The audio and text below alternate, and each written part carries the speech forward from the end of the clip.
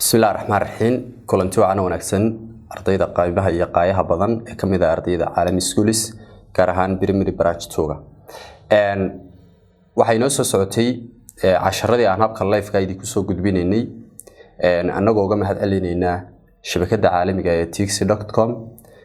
taasi oo noo saashay inaan hab casri ah oo live idin ku soo gaarsiino xiisadihiina idinkoo ku sugan guryihiina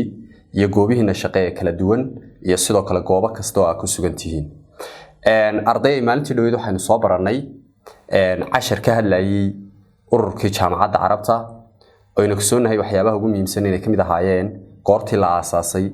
ujeedooyinkii loo aasaasay iyo ciddii aasaastay intaba maantana waxaynu eegi doonaa mid kale oo kamid ah ururada caalamiga ah ee dunidu leedahay waa ururka loo yaqaano The Organization of African Unity ururkii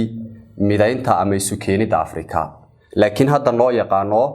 African Union eeda waxaan soo gaabiyay ardayay waa Africa marka waxa weeye ururkan maanta hadda waxa loo yaqaanaa African Union laakiin waagii hore waxa la oran jiray Organization of African Unity yani urur ka hadlaya midaynta ama isu keenida Afrika haddaba hadaynu hordhac yar eegno wuxuu ku leeyahay one of the mature outcomes yani mid kamid ah maxsuuladii ama natiijooyinkii ugu waaweynaa ee ka soo baxay of Pan Africanism dhaqdhaqaaqii ama israaci Afrika wuxuu ahaa the creation of inay abuurmaan ama la sameeyo the Organization African Unity oo loo soo gaabiyay OAU yani ururkaasi isu keenida Afrika ayaa kamid ahaa natiijooyinkii ama maxsuulkii ka dhashay dhaqdhaqaaqii ama israaci Afrika haddaba Pan Africanism buu leeyahay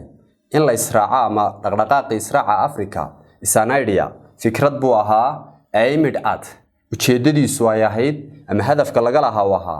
promoting at the unity of the African states sidii la isugu keeni lahaa ama loo midayn lahaa qaaradda Afrika ama wadamada qaaradda Afrika haddaba Pan Africanism israacan ama dhaqdhaqaaqan Afrika buu ku leeyahay did not regarding lamu taxalluqayn ama muuqusaynin nationality yani dhalasho muuqusaynin race sinjiyad muuqusaynin and religion diin muuqusaynin ururka dhaqdhaqaaqa israaca Afrika ka shaqeynay mabuu ku shaqo lahayn dhalasho ama dadka qaaradda dhalashadooda sinjiyad kuma shaqo lahayn sidoo kale diin kuma shaqo lahayn it was concerned ururkani waxa uu quseeyay with the unity of the continent sidii loo minayn lahaa ama la isugu keeni lahaa guud ahaan qaaradda ama sidoo kale guud ahaan wadamada qaaradda Afrika haddaba in 1960 wan markaasi oo most of the African countries wadamada badi qaaradda Afrika ku yaala gained ay heleen their independence madax banaanidoodii they were waxay ahaayeen interested kuwa xiiseynaya in the forming in la sameeyo ama aasaasidda the regional organization urur goboleed ay qaaraddu leedahay that could promote ururkaasi oo dhiiri gelinaya ama sare u qaadaya waxyaabaha in hoosta ku arki doono maxaynu nidhaarday mar hadaynu ku soo noqono casharkeena waxaynu nidhi the Organization of African Unity yani waa ururkii midaynta ama isu keenida Afrika maanta loo yaqaan baynu nidhi waxa loo yaqaan African Union one of the mature outcomes mid kamid ah maxsuuladii ugu weynaa maxsuul markay leenahay ardayow waxa weeye yani natiijooyinkii ka dhashay ama ka soo baxay Pan Africanism dhaqdhaqaaqa israaca Afrika ee hore soo aragnay maxsuulkii ama natiijadii ka soo baxday waxay noqonaysaa the creation of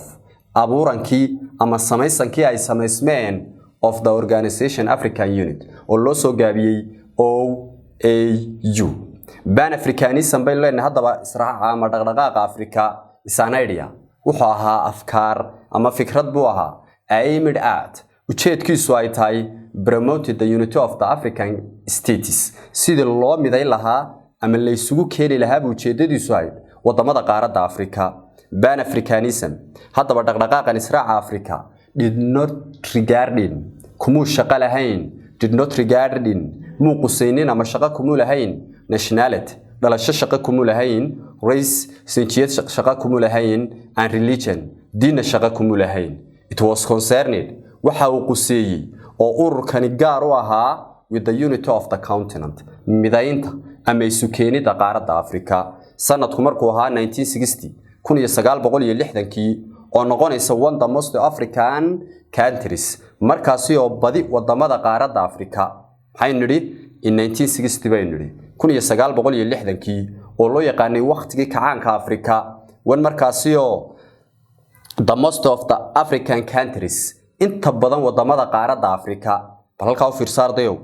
most of the African countries bay nidhi yani dhammaan maynaan oran laakiin waa inta u badan inay xornimada heleen badalka ka garanaysa 1960kii gained their independence yani madax banaanida ama xorriyada ay qaateen they were interested markay qaateen waxay ahaayeen kuwa xiiseynaya involving regional organization yani inay sameeyaan urur goboleed ay dadka qaaradda ku mideysan yihiin that could promote ururkaasi oo dhiirigelinaya wuxuu dhiirigelinayaa qaybta soo socota ayaynu ku arki doonaa si wanaagsan baad la socon doontaa insha Allah ta'ala waxaan nidhi ururkani waxyaabaha xooga saarayay waxa kamid ahaa in laga wada shaqeeyo political xagga siyaasadda in laga wada shaqeeyo social xagga arrimaha bulshada in laga wada shaqeeyo and economic cooperation iyo iskaashi ay yeelanayaan xagga dhaqaalaha waliba ayaa yeelanaya of the newly independent states wadanimada dhawaan xornimada qaatay ama dhawaan xoroobay ayaa wada shaqeynaya maxay nidhi waxa laga wada shaqeynaya xagga dhaqaalaha xagga siyaasadda iyo sidoo kale xagga arrimaha bulshada waxaana ka wada shaqeynaya of the newly independent states wadamada dhawaan xornimada qaatay however si kastaba ha ahaatee there were waxa jiray bay leenahay many forces awooda ama quwado badan ayaa jiray divided oo qaybinayay the African continent qaaradda Afrika awooda qaybinayay ayaaba jira such as waxaanay ahaayeen 6 qodob ayay ahaayeen awoodaha qaybinayay qaaradda Afrika definitions of the way yani awoodda ay ku kala qaybinayeen ama ay ku kala jijibinayeen taasi oo they could continue ay rabeen inay sii wadaan relationships with the former of colonial powers yani awoodihii hore inay xiriir la sii sameeyaan ama awoodihii gumaystayaasha inay xiriir la sii sameeyaan ayaabay ku qaybinayeen laba Western Europe galbeedka Europe ama iyo sidoo kale wadanka Mareykanka loo yaqaano waxay ahaayeen extract great deal of control of the new states yani kuwa awood ama culays duldhigay guud ahaan wadamada dhawaan xornimada qaatay ee qaaradda Afrika which kuwaasi oo continue to need rabay inay sii wadaan in loo baahan yahay the market suuqyo and the investments iyo maalgelino lagu yeelanayo of the colonizing countries wadamadii wax gumaystay ama wadamadii gumaysiga ahaa saddex certain African leaders qaar kamid ah hogaamiyayaasha qaaradda Afrika ee madaxda u ahaa weerarabtin waxay yani barteen oo ay rabeen inay macaamilaan government systems nidaamyo dawladeed such as sida socialism nidaamka loo yaqaan hanti wadaaga kanina wuxuu ahaa this was not kanimu ahayn approved mid ay ogol yihiin ama ay yeelayaan of the ex-colonial powers awoodihii hore ee qaaradda gumaysanayay kuwaasi oo retaliated yani kaga argoostay ama kaga argoosanayay by cutting inay jaraan ama ka gooyaan aid gargaarka ama kaalmada aan supporting oo waliba ay soo taageeraan anti-government groups kooxaha dawladnimadiidka ama kooxaha dawladnimada ka soo horjeeda haddaynu laba jeer soo yara dul marno waxaynu leenahay waxa jiray awoodo qaybinaya qaaradda Afrika kuwaasi oo waliba doonayay inay xiriir hor la sii sameeyaan guud ahaan gumaystayaashii hore ee qaaradda haystay laba waxaynu nidhi galbeedka Yurub iyo Mareykanku waxay ahaayeen kuwo awood ama culays duldhigay wadamada dhawaan xornimada qaatay waxaan nidhi galbeedka Yurub iyo Mareykanku waxay ahaayeen kuwo awood ama quwad duldhigay yani wadamada dhawaan xornimada qaatay kuwaasi oo which continue to need the markets and investments of the colonial powers yani rabay suuqyo ay helayaan iyo maalgelino wadamadii wax gumaystay waxayna hogaamiyayaasha wadamada qaar yani kuwa qaaradda Afrika hogaaminaya qaarkood were adapting to the government systems yani waxay barteen nidaamyo dawladeed sida wixii la oran jiray hanti wadaaga taasi oo aanay ogoleyn by the ex-colonial powers awoodihii hore ee qaaradda haystay kuwaasi oo retaliated yani lidi kuwa ama ka soo horjeesanayay yani kaga argoosanayay inay ka jaraan gargaarka isla markaana supporting the anti-government groups ay soo taageeraan dowladnimadiidka ama guruubada ka shaqeynaya inay dowladda ka soo horjeestaan